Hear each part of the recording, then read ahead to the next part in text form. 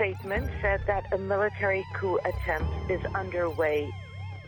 People in the army turning around, bombing, taking planes. That is unprecedented. That's not political opposition.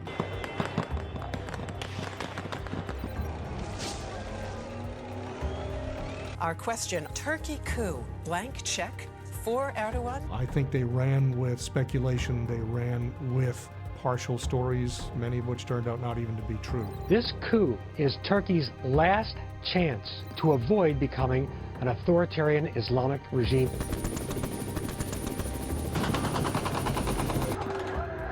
We should make no mistake, the people staging this coup are the good guys.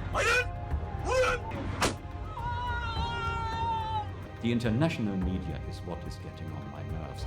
That the military are acting outside of the chain of command and security forces are working to resolve the situation. Holly, what sparked this? Why now? Well, the answer to that, Scott, is really one man, President Recep Tayyip Erdogan. Shameful, disgraceful, black spot on journalistic history.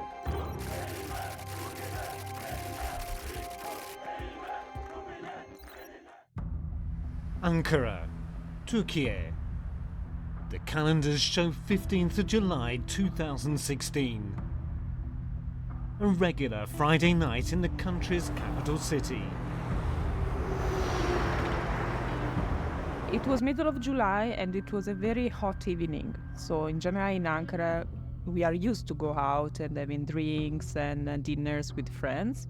And it was Friday night and we were doing the same. I remember the evening as it started out as an evening like any other evening in Istanbul. I was at home with my family and at the same time looking at social media. Around 10 o'clock in the evening, suddenly rumors began to start appearing on Facebook and on other social media. Something's happening on the bridges.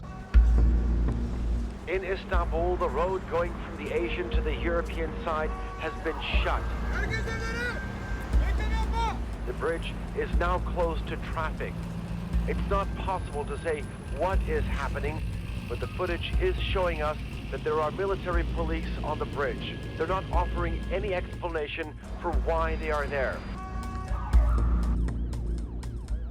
When the first news broke, I thought a foreign aggressor is going to attack Turkey, and the authorities and military were simply faster to say something is going to happen, we must be on the alert.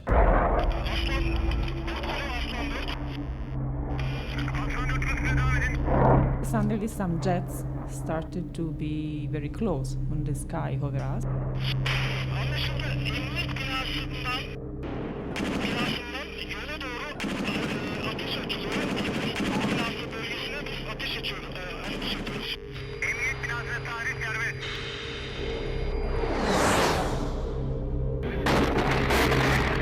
Witnesses said that military jets and helicopters could be seen flying over Ankara and that gunfire could be heard in the Turkish capital.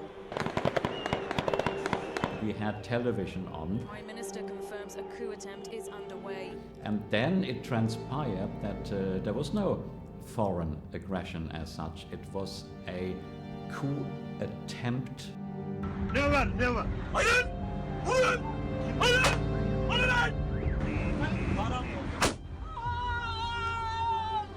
That the military are acting outside of the chain of command and security forces are working to resolve the situation. In the past hour, there have been reports of Turkish tanks, armored vehicles on the streets of Turkey's main cities, Ankara, Istanbul. There were reports of jets flying low over the capital, the Turkish capital, Ankara. A stepped-up military presence in Istanbul, unusual activity really in these main cities. Despite over 300 killed and more than 2,100 injured, the target of the international press was clear: Turkish President Recep Tayyip Erdogan. Holly, what sparked this? Why now? Well, the answer to that, Scott, is really one man, President Recep Tayyip Erdogan, an extraordinarily controversial figure. I think it's not a question of elected governments versus military governments, at least in the case of Turkey. I think this really is kind of a last stand by the secularists who are still in the army. President Obama may well face a tough choice: side with the military in a coup, or with Erdogan, who's been elected, who has been increasingly repressive and autocratic. Our question on this edition of Quadriga: Turkey coup, blank check for Erdogan? They were a bit chaotic, I would say. Some journalists, for example, they were in Ciampino airport waiting for Erdogan to land, because there were some rumors that the president of Turkey was just leaving the country, which is totally baseless information. One of the most interesting things was NBC News, US NBC News, starts to announce that President Erdogan is circling Germany. I didn't believe for a minute that he had left Turkey. So to me, it immediately looked like a planted story by perhaps American intelligence. I wasn't sure what was going on. It was an example of disinformation, something that was put out there to influence the public. The Turkish government believed that the Fethullah terrorist organization was behind the coup attempt. The attempt to hijack Turkish government according to their own agenda was not an isolated case, as the organization has had a long history of trying to infiltrate its institutions, including the judiciary and the military. Fethullah Gulen, the de facto leader of the Gulen Movement terrorist organization, has been living in Pennsylvania since 1999. Türkiye has repeatedly demanded the extradition of Gulen over the years due to charges of a variety of crimes. Despite the United States and Türkiye being close NATO allies, and Türkiye having the second biggest army in NATO, the United States declined such an extradition request. In addition to its acts of terrorism, FETÖ has engaged in a concerted effort to damage Türkiye's reputation internationally. Mr. Gulen spends tremendous amounts of money on flaming anti-Turkish feelings. I will tell you that our law firm lost a tremendous amount of business because people would not associate with a firm that represented the Republic of Turkey. There was a tremendous level of negative information generated both about Turkey and the president. I think they ran with speculation, they ran with partial stories, many of which turned out not even to be true.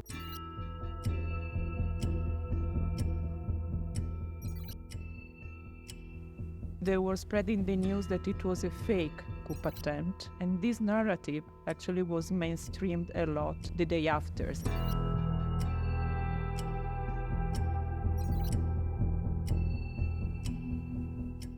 On the night of July 15th, coup plotters simultaneously broke into TRT World Headquarters in Ulus, Istanbul. We have to evacuate the building as soon as possible. Let's go, let's go, let's go!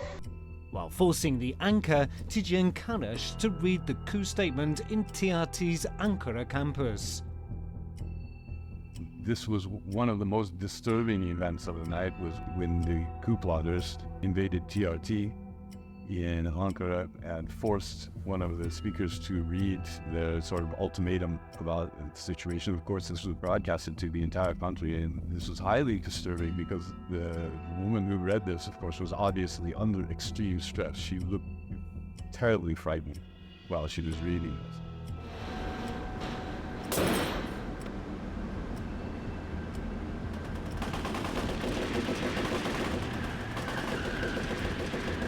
Turkish press, in many ways, acted heroically that night in order to stay on air, to keep presenting to Turkish society what was going on.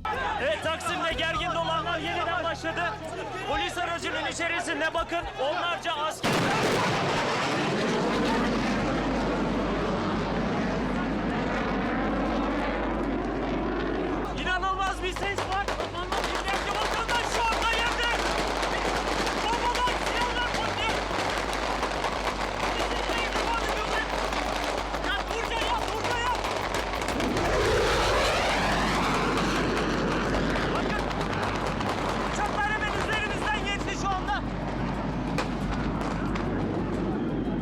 çok alçaktan uçtu.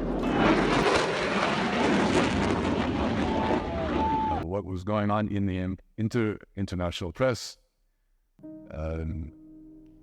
I want to use adjectives that are acceptable for an interview such as this.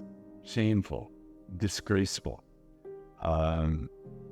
a black spot on journalistic history.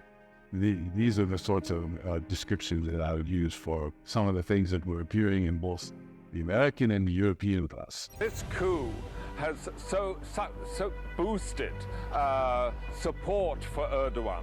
He has come across as a victim of military fascism. Let's rally behind him in the name of democracy.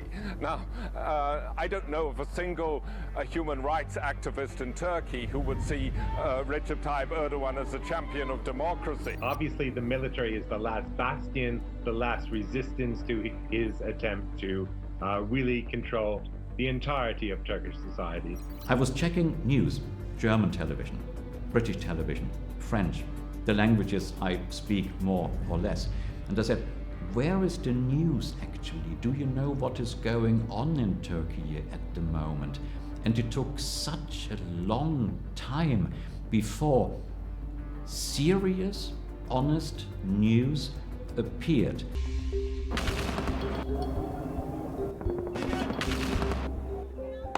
From a very early point in the evening, when it became clear, even to the international, to the globe, that there was a coup attempt underway in the country.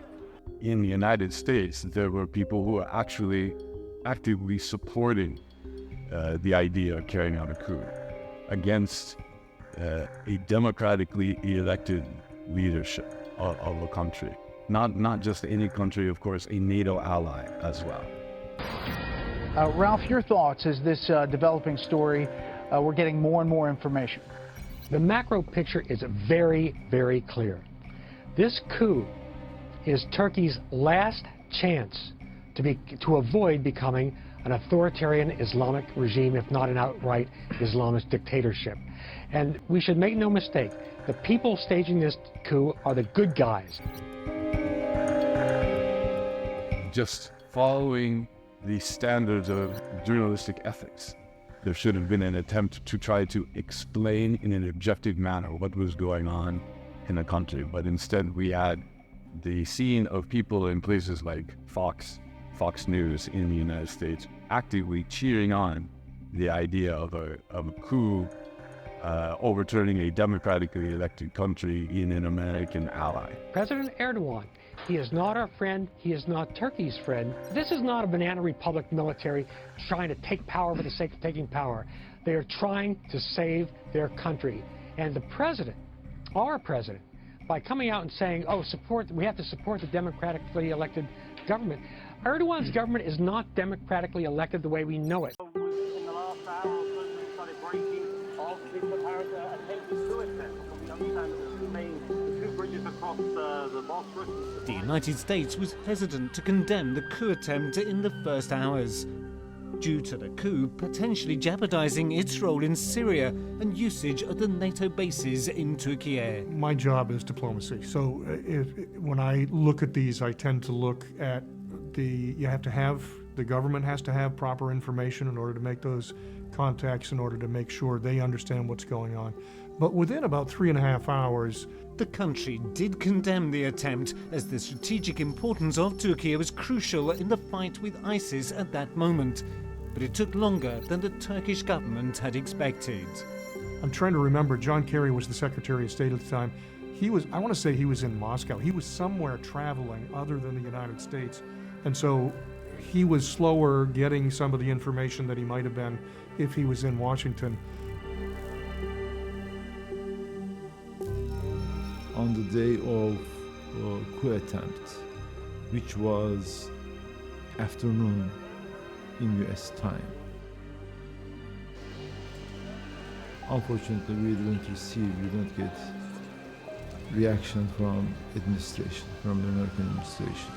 So what happened was, if I recall correctly, many Turkish citizens, Turkish Americans, with their flags on, went to the White House in front of White House, and they demonstrated that, U.S. government should react to this incident.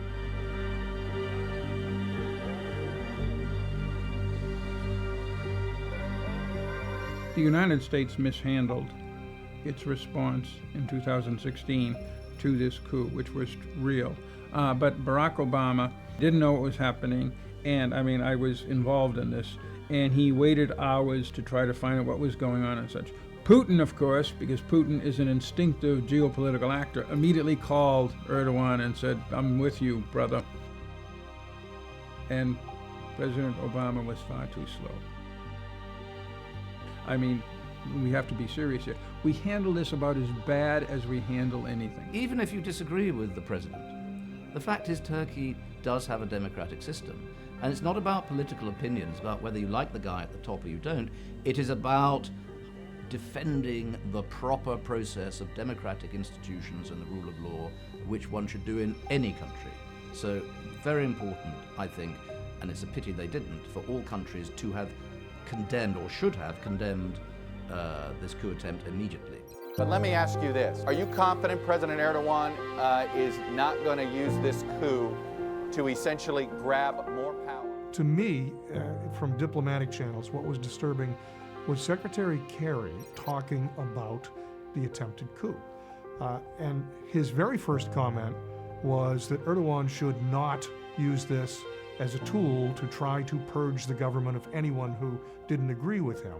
Well, we think it's very important that he doesn't do that, obviously. That would be a great challenge to his relationship to Europe, to NATO, and to all of us. And we have urged them not to reach out so far that they're creating doubts about their commitment to the democratic process. You felt like you need to make that comment, okay.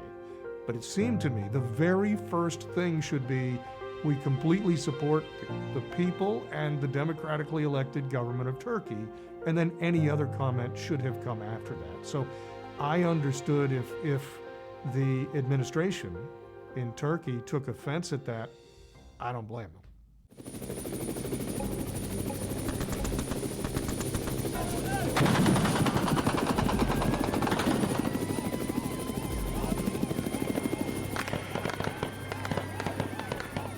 Night grew increasingly violent and descended into chaos. The questions that we were wondering, where are our elected leaders, especially President Erdogan? Doğrusu bir kalkışma ihtimali üzerinde duruyoruz. We understood that Binali Yildirim, in some manner, was safe because he was able to communicate with the Turkish society, but until about midnight, we didn't really know where President Erdogan was. Meanwhile, the coup plotters attacked Grand Yazıcı Club Turban Thermal Hotel in Marmaris, aiming to kill Turkish President Recep Tayyip Erdogan, who was vacationing there at the time. The initial news, and this is the really shocking thing, that please, Recep Tayyip Erdogan, guarantee democracy. Then I said, hello, he was just attacked, got away with his own life in Marmaris, or close to Marmaris, if I'm not mistaken. And you tell him that please defend democracy? He was just attacked, defending democracy. Now, we watched it. We glued to television screens and internet and what have you. And the only relief came when Recep Tayyip Erdogan took to FaceTime and said, you go to the streets and you fight off the coup plotters. Alo. Buyurun Sayın Cumhurbaşkanım, dinliyoruz biz sizi. İyi akşamlar. İyi akşamlar efendim, buyurun. Milletçe meydanlarda, havalimanında toplanalım ve bunların o azınlık grubu tanklarıyla, toplarıyla gelsinler. Ne yapacaklarsa halka orada yapsınlar. Halkın gücünün üstünde bir güç ben tanımadım bugüne kadar.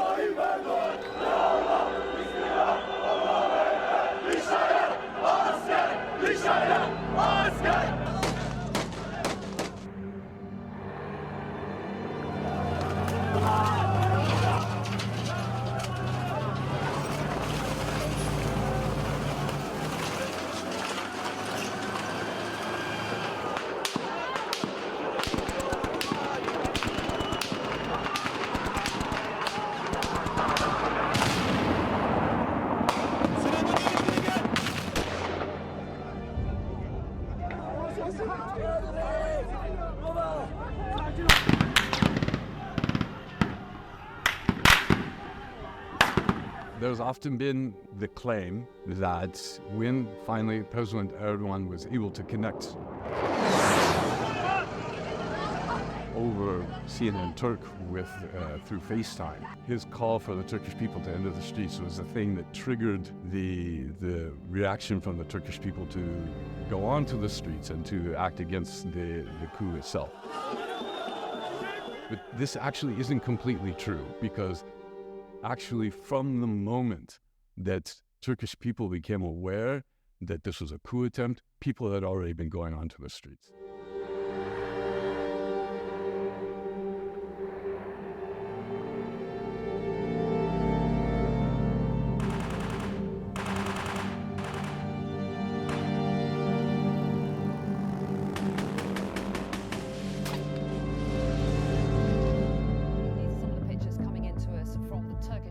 Another key partner of Türkiye, the United Kingdom, took a different approach from the EU and the US. Along one of the bridges in Istanbul, we're also getting reports that footage of tanks at the entrance to Istanbul. It was very dramatic for me because it was my first day as the foreign minister. I'd just been appointed, and I walked into my office with my new team, and they said, "Minister, there is something going on in Turkey, and it looks very bad." And I watched the news, and it was quite clear that there was a massive attack on the democracy of Turkey. The coup plotters went so far to bomb the Grand National Assembly of Türkiye while a session was taking place, with the elected members of parliament from both the ruling and opposition parties inside.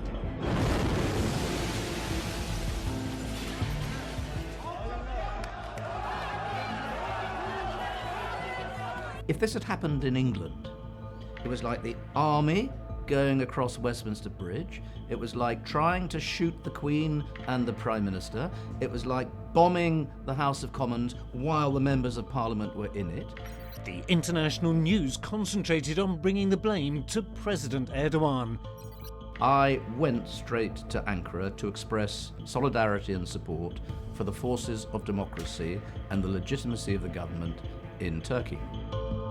The response of the European Union was alarmingly slow, despite Türkiye being the front line of Europe and a key ally. But I was very disappointed that other European ministers didn't see it that way.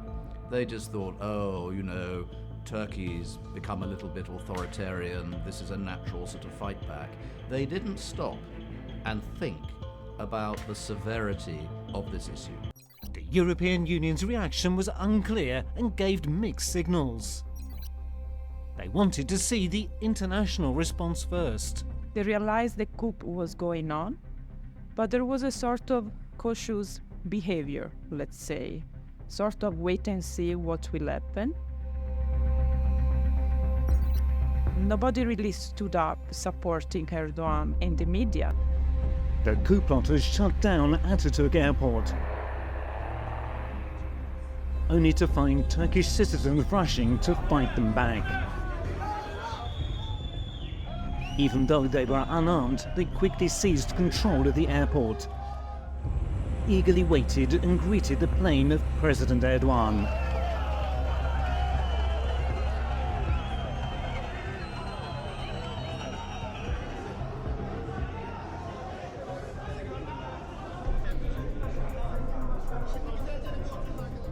Biz bu yola, bu kutlu davaya başımızı koymuşuz. İşgalcilere ülkemizi asla bırakmayacağız.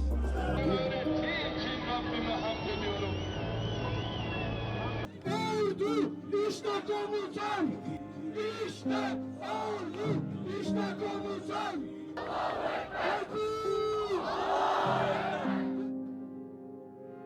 The first light of the next day revealed the damage that had been done.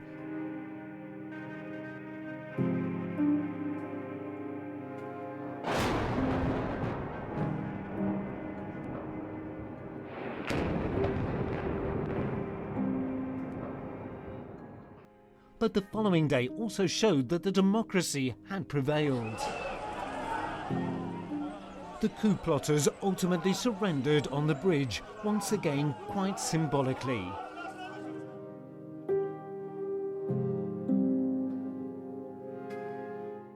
following elections in Türkiye were held on time with much international observation, and the results were clear. The people of Türkiye had spoken, and they wanted democracy to continue.